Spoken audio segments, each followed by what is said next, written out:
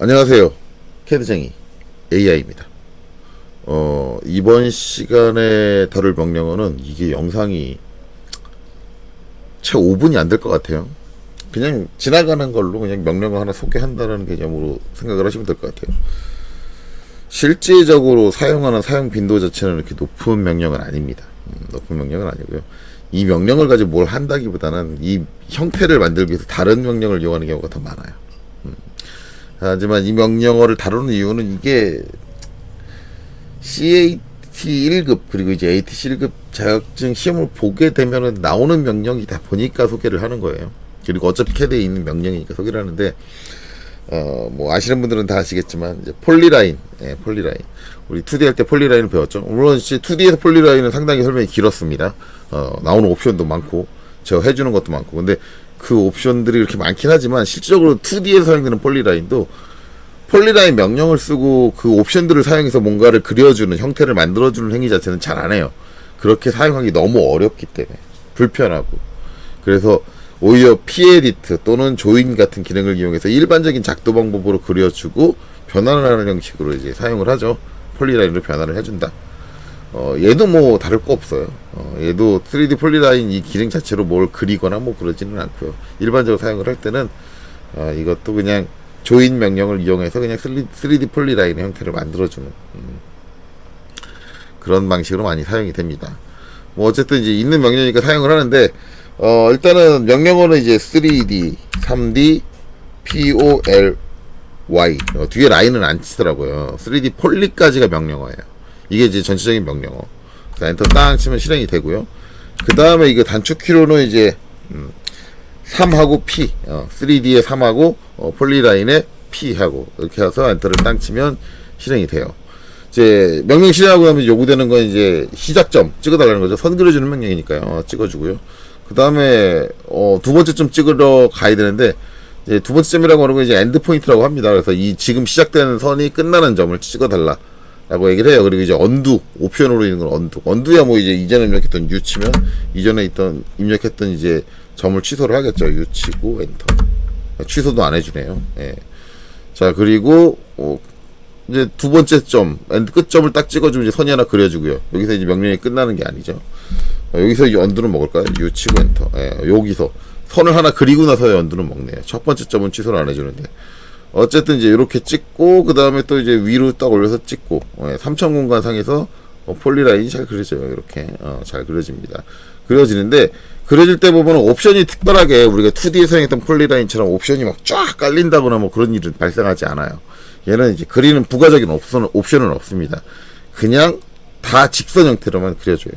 그러니까 뭐 길이 뭐 30이다 뭐 이렇게 입력하면 뭐 그 길이로 그려주고 뭐 직교 켜져 있는 상태니까 수평 수직으로 그려질 거고 만약에 수평 수직으로 그릴 게 아니면 이제 직교를 꺼주면 되는데 F8을 꺼주면 되는데 이때 얘가 뭐 다르게 좀 작성이 되느냐 그것도 참 애매해요. 지금 이제 3D 공간상에서 제가 보고 있는 건데 요렇게 하면 이제 밑으로 처진 것 같이 이렇게 딱 보이잖아요. 요렇게 이제 하고 여기서 작성을 끝낼게요. 작성 끝낼 때는 이제 엔터 쳐서 끝내시면 되겠죠. 아니면 ESC 눌러서 끝내셔도 되고 그리고 나서 이제 지금 2선인데 2선이 이제 3D 공간 제일 마지막에 그린 2선이 3D 공간 어디에 그려졌냐는데 자 프론트에서 보면 이렇게 돼 있죠. 바닥으로 내려왔어요. 바닥으로 내려왔는데 왜 저기로 내려갔지? 이게 3D 공간상에서 볼 때는 되게 다양하게 볼 수 있거든요. 근데 얘가 바닥으로 내려가는 건 이제 직교를 끄고 나서 이제 그리게 되면은 대각으로 그리게 되면 얘가 무조건 이제 UCS 평면에 그려집니다. Z축 값이 무조건 UCS 평면으로 가버려요. 그러니까는 이제 3차원에서 좌표를 마음대로 제어해 주려면 어떻게 해야 되냐면 얘는 무조건 좌표법을 써서 그려줘야 돼요. Z를 띄우고 싶다 그러면 좌표법을 써서 그려줘야 돼요. 수평수직 조건이 아닌 이상. 우리가 이제 오스랩을 통해서 수평수직 직각을 걸어서 오스랩이 아니라 저기 그 펑션키를 통해서 직교라는 그 기능을 걸어주지 않는 이상은 Z값은 무조건 제로로 가게 돼 있어요.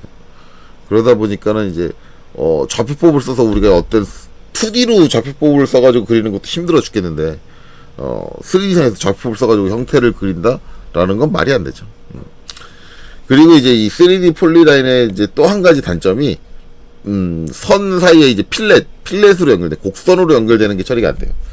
우리가 이제 2D에 사용했던 폴리라인은 중간에 이제 홀을 이용해서 이제 연결해 줄 수 있었는데 이 3D 폴리라인이 절대 그런 게 안 됩니다. 그래서 필러 명령을 사용을 해보면 안 먹어요.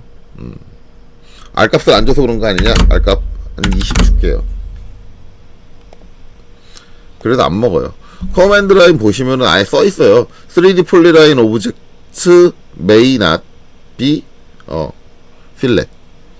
필렛티드죠, 정확하게 필렛티드. 그래서 3D 폴리라인에는 필렛을 줄 수 없습니다. 그래서 3D 폴리라인은 곡선과의 혼용 자체가 불가능합니다. 무조건 직선의 형태로 그려야 돼요. 그래서 이제 이건 잘 안 써요. 근데 이게 필요한 게 이제 우리가 ATC나 CAT 2급 시험을 보게 되면은 3D 형상을 그려놓고 특정 점들을 딱딱 이렇게 연결을 해가지고 이 3차 공간에 그려진 저 선의 전체 길이를 이제 측정을 해야 되는데 그때 이제 3D 폴리라인이라는 명령이 필요해요. 그래서 이제 뭐 3P 해가지고 내가 찍어줘야 되는 점이 뭐 요 점이다. 그리고 이제 요 점이다. 그리고 이제 요 점이다. 라고 이렇게 표시가 되어 있으면 똑같이 이렇게 찍어주는 용도. 요 용도로밖에 쓸 일이 없겠죠. 그럼 실제로 이제 3D 폴리라인이 필요한 경우는 이제 어떻게 하느냐. 우리가 일반적으로 알고 있는 2D 명령으로 그려줍니다. 자, 직교를 켜고 아까랑 똑같이. 자, 이런 식으로 그렸는데 대충 그렸어요. 이때 조인, 우리가 알고 있는 조인 명령을 실행을 해서 얘를 딱 선택하고 엔터를 치면은 이렇게 하나로 합쳐져 있죠. 컨트롤 1번을 눌러보시면 객체의 특성이 3D 폴리라인, 3D 폴리라인입니다 라고 나와요. 라고 나와요. 자, 그럼 이제 여기서 이제 여러분들이 이제 머리를 하나 쓴다면 이런 생각을 하겠죠. 3D 폴리라인에 필렛 곡선부가 못 들어가. 그렇다면 자, 내가 그냥 일반적인 명령어로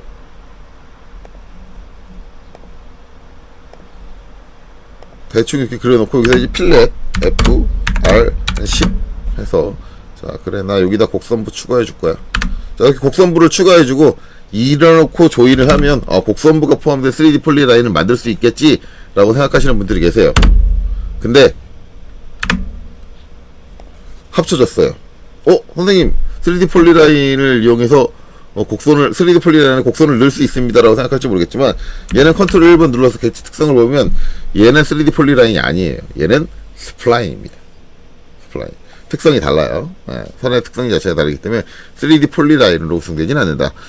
스플라인 같은 경우는 이제 저게 약간 일반적인 라인하고 개념이 약간 좀 달라지기 때문에 저 선이 타고 가는 흐름이나 그런 것들이 있어서 저게 일반적인 모델링과 다른 좀 똑같은 경로로 사용을 했을 때 약간 다른 결과를 낼 수가 있어요. 그래서 좀 그게 이제 어떻게든 단점이기는 한데 그런 특성이 있기 때문에 좀 저거를 이제 스플라인으로 만들어서 저렇게 사용하는 걸 그렇게 저는 개인적으로 권장하지는 않아요. 뭐 그건 사용하는 사람의 판단에 따라 달라지겠죠. 어쨌든 시험용으로는 적합하지 못해요. 왜냐면은 이게 이렇게 모델링하느냐 저렇게 모델링하느냐에 따라서 똑같이 모델링이 되는데도 거기서 찾는 결과값이 달라지는 경우가 발생을 해요. 스플라인을 썼느냐 P-에디트 폴리라인을 썼느냐에 따라서 달라지는 경우가 발생을 하고 그렇기 때문에 솔직히 말하면은 그런 건 시험 문제를 출제하기도 어렵고 그래서 시험 문제 자체가 그런 기능들을 사용할 수 있게 만들지 못하기 때문에 좀 단순해지는 경향도 많이 존재를 합니다. 자, 어찌됐든 이렇게 3D 폴리라인이라는 기능을 통해서 3D 공간에 폴리라인을 만들 수 있어요. 그래도 이것저것 갖다 붙여가지고요. 영상 시간은 10분 가까이 됐네요. 자, 요 영상은 이걸로 끝입니다. 더 이상 뭐 어려운 거 없고요. 요거까지만 하고 마치도록 하겠습니다. 수고하셨습니다.